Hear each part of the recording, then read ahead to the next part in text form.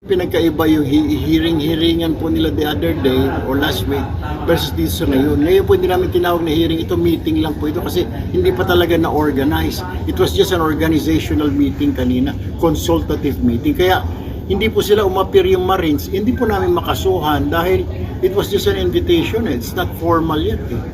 Sa susunod po, pag na-organize na po at pinadalhan namin sila ng invitation, di po sila dumating. Pangalawa po, tatanungin namin bakit, dahil kung hindi, maiisyuhan po sila ng subpoena. Pag hindi pa sila dumating sa Wednesday. Hindi po, kailangan po muna i-organize yung Blue Ribbon. Kasi hindi po sila talaga organize. Wala po silang mga miyembro. Kailangan po namin ng 4 sa minority. Composition po yan, 17 wala po silang binibigay. So kung hindi po kami makapag-organize, hindi po kami makapag-hearing. Salamat.